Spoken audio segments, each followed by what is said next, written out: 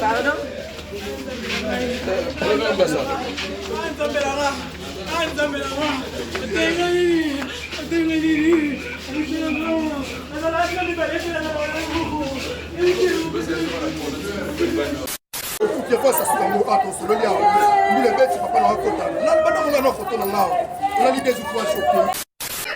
Non, non, non. Mukolo Moutaro Koufa.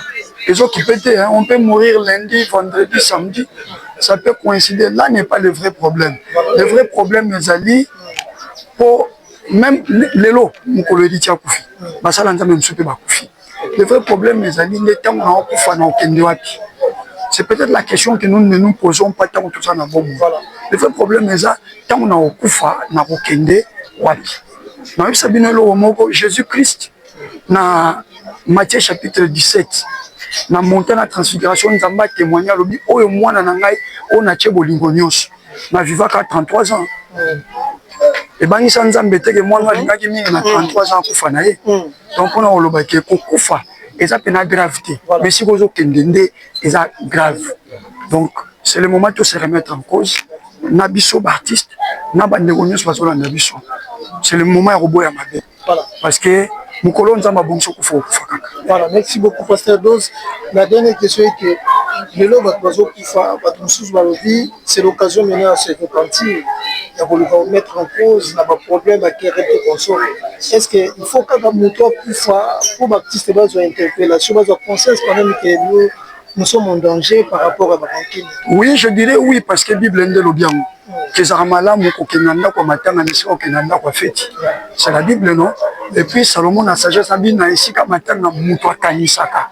A otala ke oya lali wana saki lokola ngame de loi lali. Pourquoi on a ba querelle banine? Parce que nous disons là ngana mona on dirait ça non kaba sur scène non, c'est sur scène qu'on a querelle par rapport à la réalité dans la vie actuelle.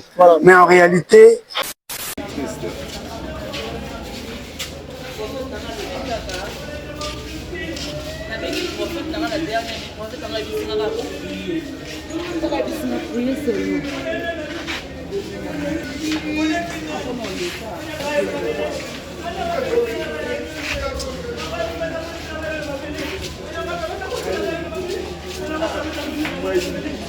Pardon?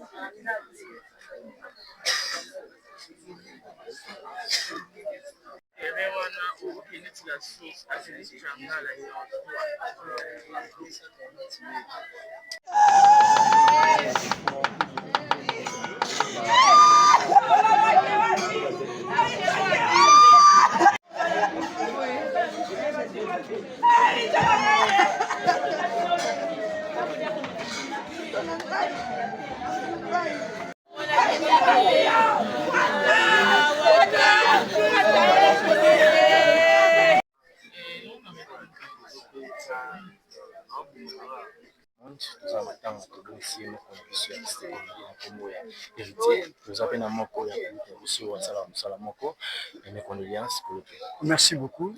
Merci. D'abord, ça fait mal. Si c'est la héritier à la biso bon on est tanné. Mais tozali je dirais tozali quoi bato bamemami en extase. Ma question tozala komi tuna eleki ba décennie ebandi ozonga lisusu bacomédien tosali nini question wana ebandi ozonga parce que anango ndenge ebandi ondire ano tokundaka 5-6 comédien na nde moko et surtout Liwaya Caroline, quelqu'un qui était dans son live jeudi, samedi bapesi biso Samakofi. Héritier c'est pratiquement similaire. Héritier était là bato bamonaki ye jeudi et c'est hier vendredi nde bazoyebisa biso ke na douche asaleli crise na douche et lelo samedi bazokoannonce biso ke héritier Chilumbai akufi. Biso awa tous les artistes hôteliers awa na bango bayete on se pose des questions, qu'est-ce qui se passe? Parce qu'à un moment il s'arrête qui mais apparemment on dirait qu'ils sont il y a des questions comme d'autres le bateau tout na kala on dirait il y a quelque chose comment spirituellement. Bon, on a soyez na lobi na répondre et local liboso que liwa ezara naturel. Hein? Na répondre na deux volets. Liwa ezara naturel. Bible lobby, il est réservé aux hommes de mourir. Donc ça c'est naturel. Mais après modèle ya kokufela ezalaka na façon soit ekokoye sa douleur makasi to ekoki kolembisa mwa moke douleur mais tosangisi mibale oyo epesi pasi lokola un homme spirituel etindi to comprendre que nous devons tout faire mpona koarrêter mopepe oyo ebandi kosouffle ça là maintenant je parle en tant que serviteur de Dieu hein eza na bamipepe mosusu soki eye boza na biso kofungwama bozomona yango soki botelemi dans la prière ekoki mpe kosarrêter. Je crois que c'est ici l'occasion pour moi d'en appeler na bato oyo balingaka mwa nzambe kaka bacomédien ti noko basepela na mosala tosalaka s'il vous plaît commencez à prier pour nous. Commencez à prier pour nous. Certaines bouches basolo bakia bilongo bozofona la porte par rapport à baranking bino il faut que ça l'église qui a tourné bon la quand il connaît au kabwana les laisse que ça bilongo ndi bozofona la porte ya lelo to sanga na raboué pour la sanga. Non, so balobi bongo c'est que na ba famille on peut ba kufi porte fungwamaki. Je venais de vous dire que la mort était naturelle selon la Bible. Hein? Hébreux 9:27 nde lobi yango il est réservé aux hommes de mourir. C'est-à-dire so lingo kufa te ko bota mati. Nous naissons pour mourir. Et c'est comme un train qui quitte gare centrale, nous sommes dans la arène à Okita. Mais les appels à bateau bazo kufanase ya kofongola la porte parce que la Bible peut ne donnait pas accès au diable. Mais ça a occasion il y a na liwa o mi balé se beti biso tolo bana baninga na biso biso ne pas comédien. C'est le moment de se remettre en cause. Et tout semble là, tout est comme voilà, merci, Pasteur Edos. Il y a beaucoup de gens qui sont en train de nous suivre. Bani précisément, héritier Chilumba est akufi na nini parce que bato bazusa ngwa kake na koyeba tina ya likambo nde ba éviter. Non mais en fait, corps est côté na morgue, il faut bâtir ça l'autopsie. Otoyeba parce que lui un modèle ou est compliqué, mutaza maladie. Et on nous dit que à quoi il y a partir à douche. Okay. Voilà, à la douche, mis à Saint-Gabriel, à Saint-Joseph, il a été mis en réanimation. Et puis ce matin, héritier a Koufi. Ce qu'on a il faut maintenant passer à l'autopsie pour voir c'était quoi. Voilà.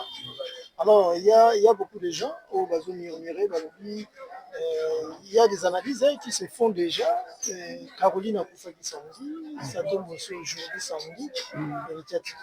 Est-ce que vous pouvez donner du Kaboumoko? Est-ce qu'il y a des paroles au groupe pour le vanter qui s'est Non. Moukolo Moutao Koufa.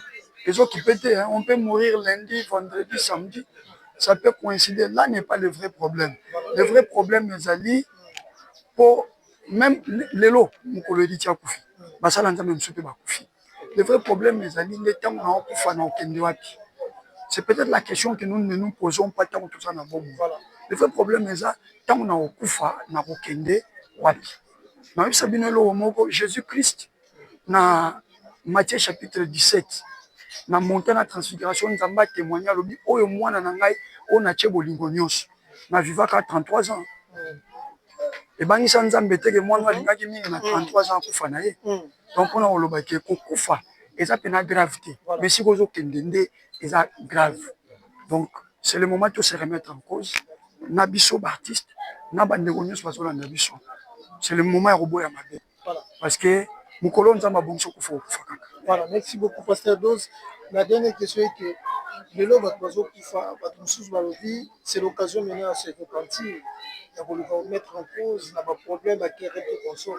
Est-ce qu'il faut que pour baptiste interpellation, conscience quand même que nous sommes en danger par rapport à la banquine? Oui, je dirais oui, parce que la Bible est le bien.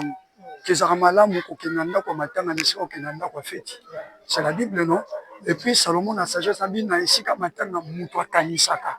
Aotala ke oya lali wana saki lokola mais le loi lali. Pourquoi ba querelle banini?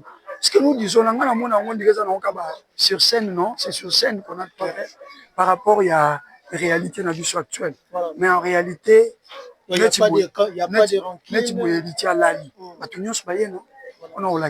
On est unis. Hein? On est unis. Voilà. Mais c'est important. Voilà, merci beaucoup. Message fort. Message fort, Ezali, le loezayayo, l'obiezayanzam. La Bible dit ne te vante pas du lendemain car tu ne sais pas ce que le lendemain peut enfanter. Héritier, peut-être, tu as un programme, là, tu as un président Zuma. Comme un film, comme dans le 3e épisode. Voilà, héritier est parti. Ça dit lobby to éviter. Le lot au jus, mais lobby to éviter. Alors nous pouvons bien préparer notre lobby à partir à l'élo. Donc tout ça, la mabetika, nous allons se masser. Merci.